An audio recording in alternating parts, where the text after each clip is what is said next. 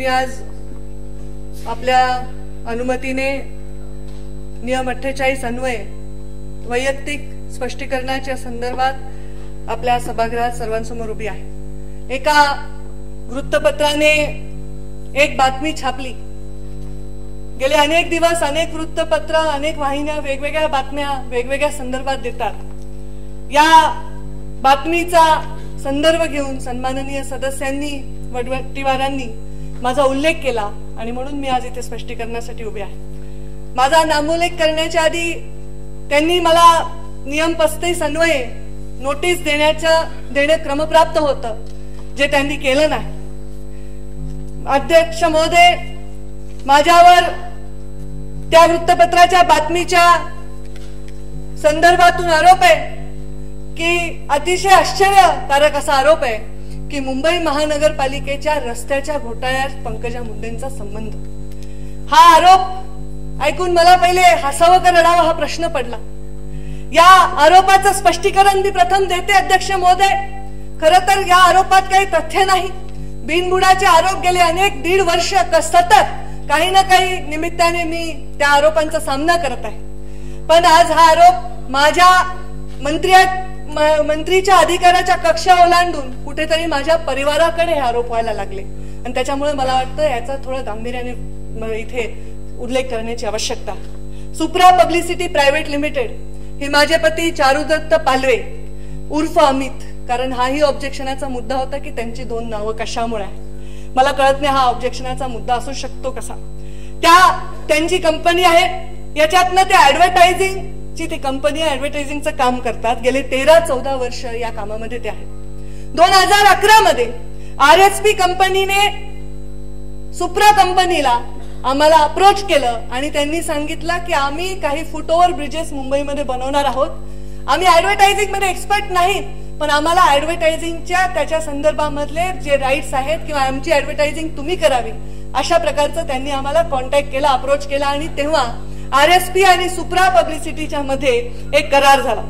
या करारानंतर 2012 मध्ये हा करार झाला। त्याच्यानंतर 2013ला सुप्रा पब्लिसिटी मधनं मी राजीनामा दिलेला अध्यक्ष महोदय। या नंतर गेल्या 2011 पासून 2016 पर्यंत त्यामध्ये कुठलीही कारवाई झाली नाही, कुठलाही ब्रिज निर्माण झाला नाही, कुठलंही कन्स्ट्रक्शन झालं नाही आणि आमचा त्याच्याशी संबंध नव्हता। आमचा फक्त ऍडव्हर्टायझिंग राईट पुरता या सुप्रा पब्लिसिटीचा संबंध होता आणि त्यामुळे ही कंपनी डिफंक्ट झाली आणि ही डिफंक्ट झाल्यानंतर त्याच्यामध्ये बाहेर पडण्याचा निर्णय घेण्यात आला। त्यामुळे या व्यक्तीच्या ज्यांच्याशी आमचं टायअप होतं ते टायअप सरकारी यंत्रणेतल्या कुठल्या पैशाच्या संबंधात नव्हतं, ते ऍडव्हर्टायझिंगच्या राईटच्या संदर्भात होतं। तो माझ्या पतीचा म्हणजे अधिकृत व्यवसाय आहे, ते अनेक वर्ष त्याच्यावर टॅक्स पे करतात। आज त्यांच्याशी जे आमचं टायअप झालं त्या व्यक्तीचे आणखी कुठले व्यवसाय आहेत, त्या व्यवसायामध्ये त्या व्यक्तीवर कुठले ताशेरे आहेत, त्यामध्ये त्यांचे काय प्लस पॉइंट्स आहेत मायनस पॉइंट्स आहेत, त्याचा माझ्याशी संबंध लावून त्या व्यक्तीने रोड कन्स्ट्रक्शन मध्ये जेवढ्या कोटीची कामं घेतली त्याच्यात पंकजा मुंडेचा हात आहे, त्या भ्रष्टाचारात पंकजा मुंडेवर एक अजून एक ठपका अशा प्रकारचा आरोप माझ्यावर करण्यात आला। हा आरोप मी साफ नाकारते। एकही पैशाचा व्यवहार सुप्रा पब्लिसिटी मध्ये आणि RSP मध्ये झालेला नाही, कारण ज्या कामासाठी ते एकत्र आले ते कामच फळाला आलं नाही, त्यामुळे त्याचा पुढे कुठलाही व्यवहार झाला नाही। रोड कन्स्ट्रक्शन मध्ये मी किंवा माझा कोणी नातेवाईक त्याच्यामध्ये व्यवसाय करत नाही। माझे पती रोड कन्स्ट्रक्शन मध्ये कुठलंही काम करत नाहीत। मुंबई महानगरपालिकेतल्या कुठल्याही रोड मधल्या कुठल्याही कॉन्ट्रॅक्ट मध्ये आमचा कुठलाही संबंध नाही, माझ्या पतीचाही संबंध नाही, माझ्या परिवाराचाही संबंध नाही। असं असताना सुतावरून स्वर्ग गाठण्याची ही नवीन पद्धत एखाद्या नेतृत्वाची प्रतिमा मलिन करण्यापलीकडे याचा कुठलाही उद्देश अध्यक्ष महोदय दिसत नाही। मी आता गेले अनेक दिवस वेगवेगळ्या आरोपांना सामोरे जाते। डिपार्टमेंटच्या संबंधातले आरोप मी समजू शकते। जी चिक्की वाटली गेली नाही त्या चिक्कीमध्ये ब्लेड, चिक्कीमध्ये किडे मुंग्या सापडल्या, त्याच्यावर मी इथे पुराव्यासकट उत्तर दिलं। जे THRचं टेंडर काही करोड रुपयांचं, त्या THR टेंडरला 15,000 कोटीचा घोटाळा म्हणला, त्याच्यावर मी या सभागृहामध्ये उत्तर दिलं। पण मी चप्पलच्या गोष्टीवर, सेल्फीवर किंवा दारूवाली बाई म्हणून मला संबोधणाऱ्या असंस्कृत त्या प्रवृत्तीवर काय उत्तर द्यावं असा माझ्यासारख्याला प्रश्न पडतो। माझ्या पतीची नावं 2 का? माझ्या दारूची फॅक्टरी आहे अशा प्रकारचे आरोप करणं, मला वाटतं ही माझी वैयक्तिक प्रतिमा मलिन करण्याचं कारण हे चालू आहे. मीडियाचं मी समजू शकते, मीडियाने एखादी बातमी दिली, पण आपण सगळे लोकप्रतिनिधी आहोत. आम्ही मंत्री आहोत म्हणून या बाजूला आहोत, तुम्ही विरोधात आहात म्हणून या बाजूला आहात. तेव्हा लोकप्रतिनिधी तरी वृत्तपत्रात येणाऱ्या बातम्या, मीडियामध्ये दाखवलेल्या बातम्यावर आरोप करताना त्याच्याबद्दल पडताळणी केली पाहिजे.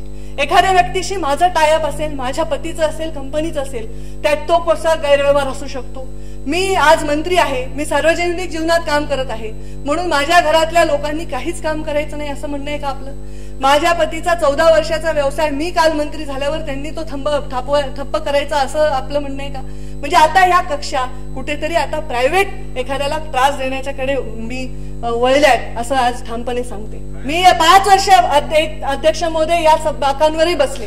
माझं म्हणणं, तुम्ही आरोप करताना टीका हे धोरण बनवून काढू नका. धोरणावर टीका करा, पण टीका हे धोरण ठरवून काम करत गेला तर आपण वैयक्तिक मलिन प्रतिमा करण्याच्या पलीकडे काही याच्यातून मिळत नाही. राजकारणामध्ये तरुण यावे, महिला याव्या ह्याच्यासाठी आपण रोज भाषण करतो, त्याच्याविषयी आपले मोठे मोठे मतं मांडतो, पण जेव्हा तरुण राजकारणात येतात, कुठल्या उमेदीने काम करतात, एक महिला राजकारणात काम करते, तेव्हा तिला सगळ्या बाजूनी घेरणं हे मला कळत नाही ह्याच्यामध्ये कशा प्रकारचा म्हणजे वागणूक आहे अध्यक्ष महोदय.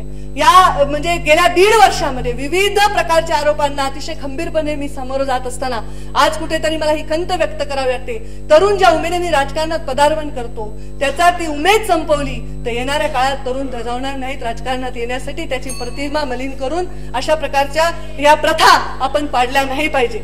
एखाद्या खोट्या बातमीने, एखाद्या खोट्या आरोपाने आणि एखाद्याचा चेहरा मलिन करण्याने फरक पडत असता तर वर्षानुवर्ष वृत्तपत्रातल्या बातम्यांनी लोकांनी मतदान करणं बंद केलं असतं. 60% लोक आजही मतदान करतात आणि अनेक विरोधांना सामोरं जाऊन अनेक लोक अनेक आरोपांना सामोरं जाऊन आज 30-30 वर्ष राजकारणात काम करत आहेत. कुठेतरी पुढे भविष्यामध्ये महाराष्ट्राच्या कामी येण्यासाठी आम्ही इथे कामाला आहोत. त्यामुळे कुठेतरी माझ्यावर आरोप करणं, माझ्या एखाद्या गोष्टीची कुठली तरी न्यूज करणं, त्याला नॅशनल मीडियापर्यंत नेणं, अशा प्रकारचे प्रयोग करणं हे अतिशय चूक आहे. कोणत्याही कॉन्ट्रॅक्टशी, रोड कॉन्ट्रॅक्टशी माझा आयुष्यात कधीही संबंध आला नाही.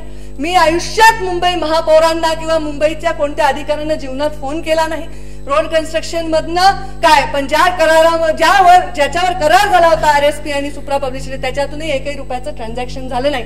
हे आरोप साफ खोटे आहेत. हे मला वैयक्तिक प्रतिमा मलिन करणारे आरोप आहेत. याचा मी निषेध करते आणि अशा आरोप करणाऱ्यांवर हक्कभंग आणायला सुद्धा मी मागे पुढे पाहणार नाही. आणि आपण ही आचारसंहिता सर्वांनी पाळली पाहिजे आणि कुठलीही नोटीस न देता माझ्यावर असा आरोप करणाऱ्यांनी त्याच्याबद्दल दिलगिरी व्यक्त करणं मला वाटतं अध्यक्ष महोदय योग्य. धन्यवाद. अध्यक्ष महोदय, या ठिकाणी हा विषय एकट्या पंकजा मुंडे पालवे पुरता मर्यादित नाही.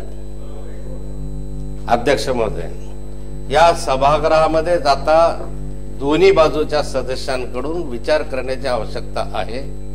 अशा प्रकारचे प्रयोग हे सातत्याने मलाही करता येतील उद्या तुमच्यावर माझ्यावर या संदर्भामध्ये. पण अध्यक्ष महोदय, मी एक वेळ असं बोललेलो आहे की मीडिया ट्रायल कुठपर्यंत चालणार आहे. अशा स्वरूपाने एखाद्या व्यक्तीला टार्गेट करायचं आणि त्या संदर्भामध्ये कुठलाही पुरावा नसताना एखादा कागद हातात घेऊन फडकवायचा आणि त्यांचं पूर्ण आयुष्य उद्ध्वस्त कसं होईल या दृष्टिकोनातून जर कोणी प्रयत्न करत असेल तर ते निषेधार्ह आहे. मला वाटतं की सभागृहामध्ये या संदर्भात आपण निर्णय देण्याची आवश्यकता आहे. आणि हा यापूर्वी माननीय दिलीप वळसे पाटील साहेबांनी दिलेला आहे. यापूर्वी मधुकरराव चौधरी साहेबांनी एक वेळ अशा स्वरूपाचा निर्णय दिलेला होता की यामध्ये या वर्तमानपत्रात आलेल्या बातम्यांच्या आधारावर, बातम्यांच्या म्हणजे वृत्तपत्रामध्ये किंवा मीडियामध्ये आलेल्या बातम्यांच्या आधारावर या ठिकाणी तो पुरावा म्हणून आम्ही समजणार नाही आणि त्यासाठी चर्चाही त्याच्यावर घेणार नाही असं वळसे पाटील साहेबांनी वारंवार सभागृहात सांगितलं. हा, तथ्य असेल, त्याच्या हातामध्ये पुरावा असेल तर सखोल चौकशी झाली पाहिजे, दोषीला शासन झालं पाहिजे. अध्यक्ष पीठासीन अधिकारी यांच्याकडून वारंवार सांगण्यात आलेलं आहे. माझी विनंती आपल्याला यापुढे राहणार आहे की अशा स्वरूपाच्या जर विपर्यास्त बातम्या पुराव्यानिशी आपल्या पुरावा नसताना येत असतील त्याची नोंद घेण्याच्या सभागृहात आवश्यकता नाही. परंतु त्या संदर्भामध्ये नोटीस देऊन पुराव्यासहित एखादा विषय आला तर त्याची चौकशी केलीच पाहिजे, या बाजूला आम्ही आहोत. परंतु एखाद्याचं चारित्र्य हनन करण्याच्या दृष्टिकोनातून समोर टार्गेट करून असं जर करत असतील तर मला वाटतं ते योग्य नाही. आपण याची माझी विनंती आहे की याची नोंद घ्यावी आणि यापुढे तरी या सभागृहामध्ये अशा स्वरूपाचं एखाद्या वृत्तपत्रावर किंवा पुराव्याच्या अभावी या ठिकाणी चर्चा होऊ नये. माझी रिक्वेस्ट आहे या संदर्भात आपल्या माध्यमातून श्री आपल्या वडेवाटेल साहेबांना की असेल तर आपण याच्यामध्ये माफी मागितली पाहिजे. 40-40, 30-30 वर्ष सभागृहामध्ये काम करत राहायचं तर या संदर्भात ठीक आहे, या संदर्भात दिलगिरी व्यक्त केली पाहिजे. यापुढे याच्याशिवाय बोलता कामा नये, नोटीस दिल्याशिवाय बोलता कामा नये. कोणी काही उठतो कागद घेत बसतो आणि अशा स्वरूपाचं जर सभागृह चालत असेल तर मला वाटतं या सभागृहाची गरिमा राहणार नाही. माझी विनंती आहे की या संदर्भामध्ये आपण एक तर पुरावा ना, स्पष्टता द्या, नोटीस द्या. आता हा विषय संपलेला असं समजून त्यांनी या संदर्भामध्ये माफी मागावी अशी माझी विनंती आहे.